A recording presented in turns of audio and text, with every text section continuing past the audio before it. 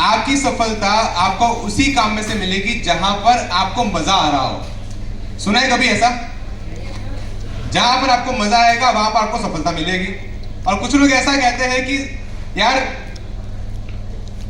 जो काम करने पर परेशानी होगी उसी काम में आपकी सफलता छुपी है। यानी कि दोनों विरोध वाली बात है। कुछ लोग कहते हैं कि मजे वाला काम करो, कुछ लोग कहते हैं मजे वाला काम ना करो। दोनों पर दोनों चीजें के भिन्न भिन्न प्रकार की टिप्पणियां होती है।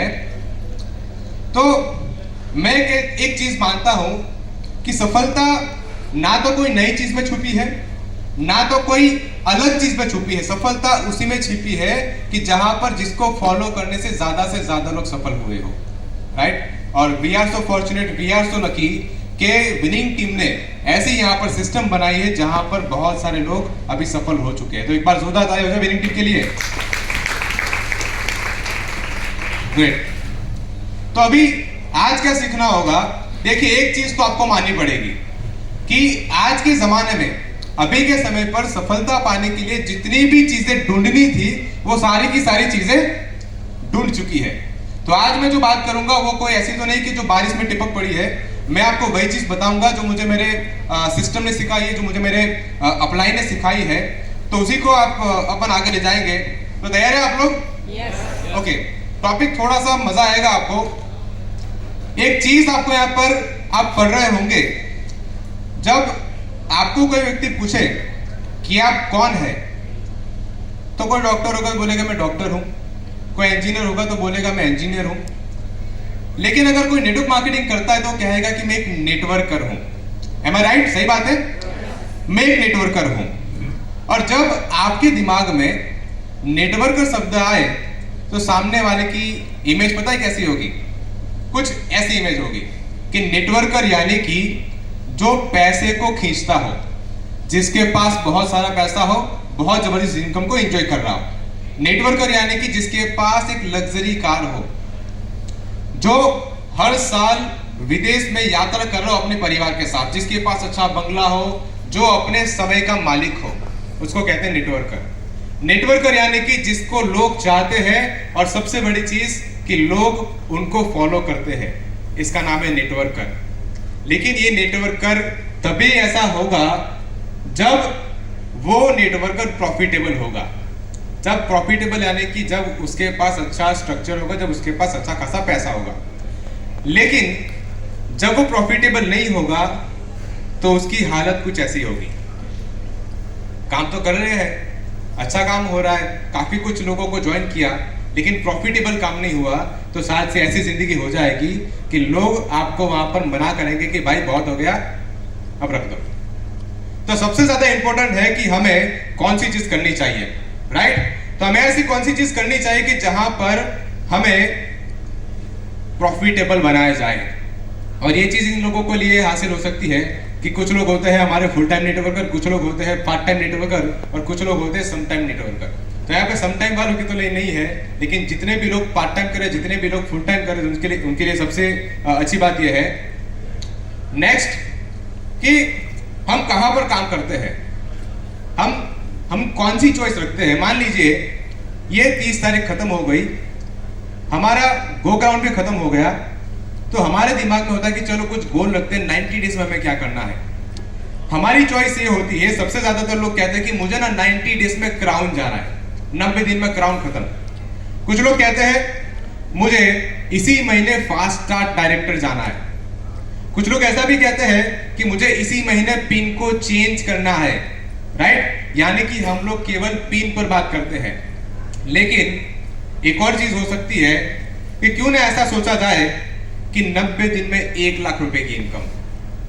क्यों ना ऐसा सोचा जाए कि अभी 25,000 पर है, अगले महीने 50,000 पर जाना हो। अगर दो चीज में से केवल एक चीज अगर आपको पसंद करनी हो तो शायद से आपको पसंद करनी चाहिए कि मुझे आने वाले 90 दिन में कितने रुपए की इनकम चाहिए। कल के टॉपिक को आप लोगों ने सुना होगा कि 1 लाख रुपए अगर आ जाए तो आपकी जिंदगी में क्या क्या हो सकता है, राइट। बहुत सारी चीज हो सकती है, आइए देखते कि क्या हो सकता है। तो चेक बढ़ाना हो तो उसके लिए दो चीजें यहाँ पर मायने रखती है। दो चीजें, एक होता है वॉल्यूम यानी कि टर्नओवर, और दूसरा होता है स्ट्रक्चर। अगर आपके टीम में 20-25 लाख रुपए का टर्नओवर हो रहा है, लेकिन अगर आपके पास अच्छा स्ट्रक्चर नहीं है तो शायद से आपका चेक बड़ा नहीं होगा। अगर आपके पास 8 लेग में से पीवी आ रहा है, टर्नओवर आ रहा है, लेकिन वो टर्नओवर केवल 2 लाख रुपए का है, तो आपको 50,000 रुपए की इनकम की किसी भी प्रकार की अपेक्षा नहीं रखनी है। तो अगर अच्छा इनकम आपको चाहिए तो आपको अपना वॉल्यूम भी बढ़ाना पड़ेगा और साथ में आपको स्ट्रक्चर भी बनाना पड़ेगा, और यहाँ पे दोनों विड्थ को भी आपको साथ में लेकर जाना पड़ेगा और डेप्थ में भी काम करना पड़ेगा। विड्थ यानी कि जो आपके जितने लेग होते हैं वो, और डेप्थ यानी कि आपके टीम में नीचे कितने सारे लोग हैं, उसको कहते हैं विड्थ और डेप्थ। तो विड्थ आपको प्रॉफिटेबिलिटी देगी और डेप्थ आपको स्टेबिलिटी और प्रॉफिटेबिलिटी दोनों देगी। तो इन दोनों को हासिल करने के लिए क्या करना पड़ेगा? एक कहानी सुनाना चाहता हूँ, सुनना चाहोगे आप? छोटी सी कहानी है, ज्यादा समय नहीं लूंगा उसके लिए।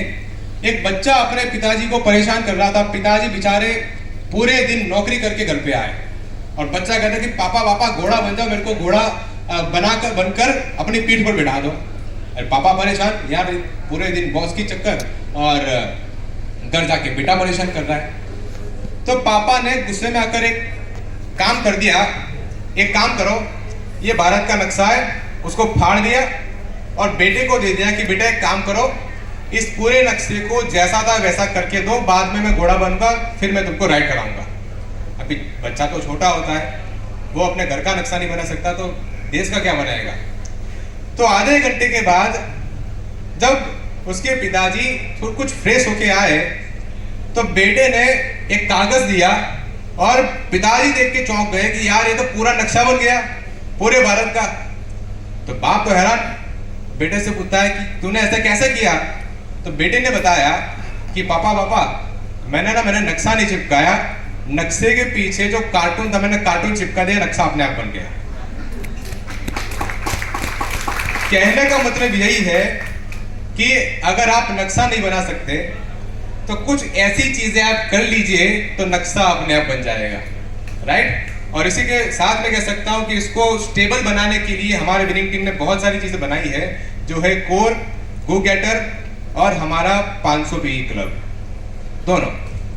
तो अगर आप पिन पर फोकस करोगे तो शायद से आपको ज्यादा इतना मोटिवेशन नहीं मिलेगा, लेकिन अगर आपने इनकम पर फोकस किया तो आपको अपनी जर्नी में काम करने का मजा भी आएगा और आप जल्दी से जल्दी लेवल भी अचीव कर सकते हैं, राइट। तो एक ऐसी चीज है जिस पर मुझे फोकस करना है, वो है हमारा लीडरशिप ओवरराइडिंग बोनस, LOB। एक और चीज है कि बहुत सारे लोग LOB कैसे आती है, यानी कि कितने टर्नओवर से तो जानते हैं, लेकिन इसको लोग ना इसकी गिनती के बारे में सोचते हैं। मुझे ना LOB जब गिनना आ जाए तब मैं काम करूंगा। और कुछ लोग ऐसे होते हैं कि मुझे बस LOB आनी चाहिए। और आज तक का रिकॉर्ड है कि जिन लोगों को LOB की गिनती आती है उसको LOB नहीं आती, और जिसको गिनती नहीं आती उसको बहुत भर के LOB आती है।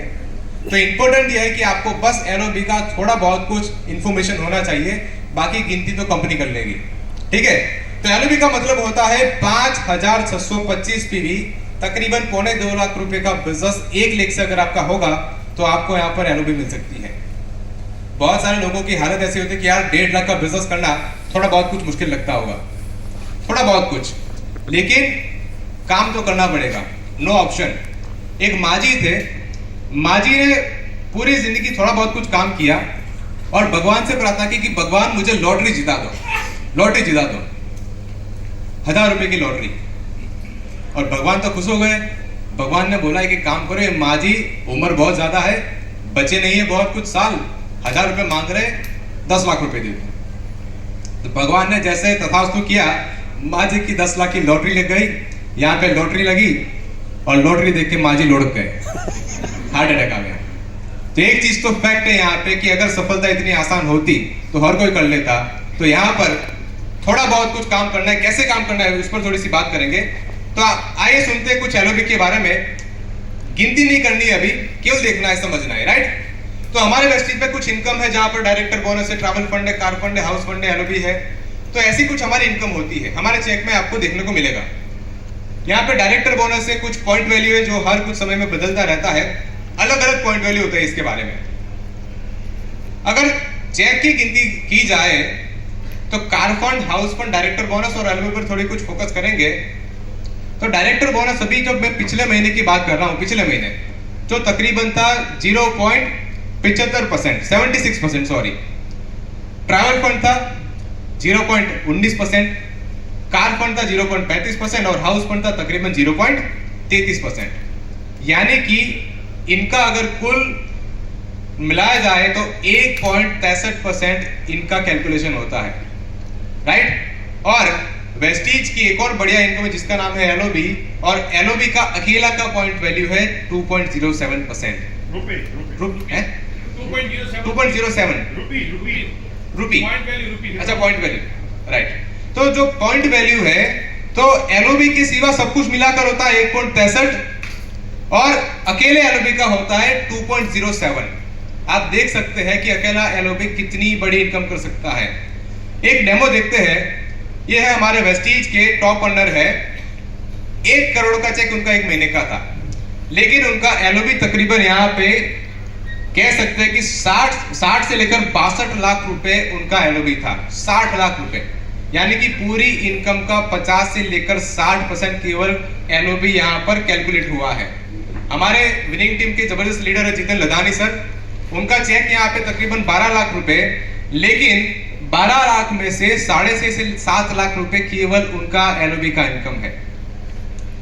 एक और एग्जांपल है हमारे विनिंग टीम के जबरदस्त लीडर सागर भामरी सर, 15 लाख का चेक जहां पर 7-7.5 लाख रुपए केवल एलओबी है, यानी कि 50 से लेकर 55% यहां पर एलओबी कैलकुलेट हुआ है।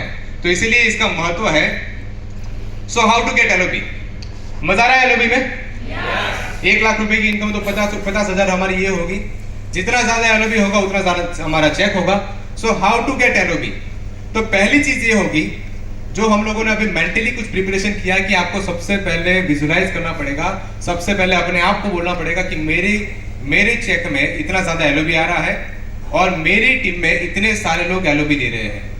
तो पहली चीज है आपको यहाँ पर कमिटमेंट देना पड़ेगा खुद को, अपने टीम में एनवायरनमेंट क्रिएट करना पड़ेगा। दूसरी चीज है जो इंपॉर्टेंट है कि आपको अपनी अपलाइन के साथ यहाँ पर काउंसलिंग करनी है और अपनी डाउनलाइन के साथ कांस्टेंट काउंसलिंग आपको ही करनी पड़ेगी।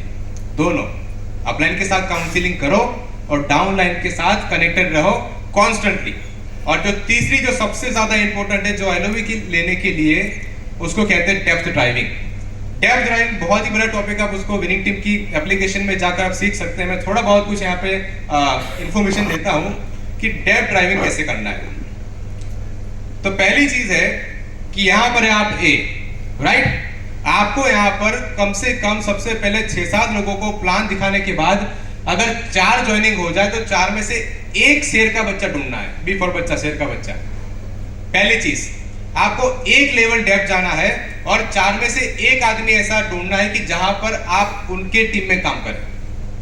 उसके साथ जब आप उनके कांटेक्ट में जाए तो आपको उनके जैसा एक छोटा शेर का बच्चा मिल जाएगा, सी राइट। इसको कहते हैं डेप्थ ड्राइविंग। उसके साथ काम करने के बाद आपको डेप्थ में जाना पड़ेगा तो आपको दूसरा एक शेर का बच्चा मिल जाएगा जो कहेगा कि मुझे भी काम करना है, मुझे भी यहाँ पर सफल हो। तो ऐसे करके आप डेप्थ ड्राइविंग करके एक अच्छा सा नेटवर्क बना सकते हैं। सो ए इज योर लेग, 4 वाइड जाना है और वहां पर आपको 4 बेसिक्स कॉन्स्टेंटली करनी है। 4 बेसिक यानी कि आपको लिस्ट बनाना है, कॉल करना है, इन्वाइट करना है, एसटीपी एंड ज्वाइनिंग। और आपको यहाँ पर 5 से लेकर 6 हाँ, और अभी तो 6 पावर एक्शन हो गया, ये तो कंपलसरी करना है।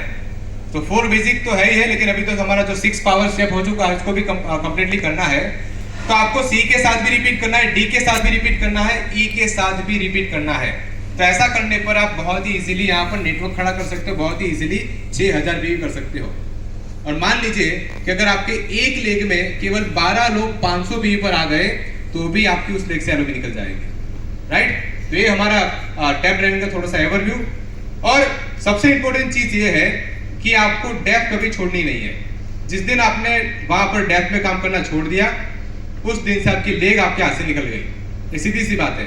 आज मैं मेरे नेटवर्क में एक एग्जांपल देना चाहता हूं कि एक लेग थी मेरी जहां पर मेरी उस टाइम पर गलती हुई थी।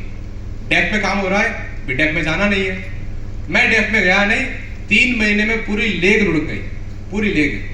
तो डेप्थ में हमें हमारी पकड़ बनाए रखनी है। समझते हैं कि डेफ पे काम करने का सबसे फायदा क्या है।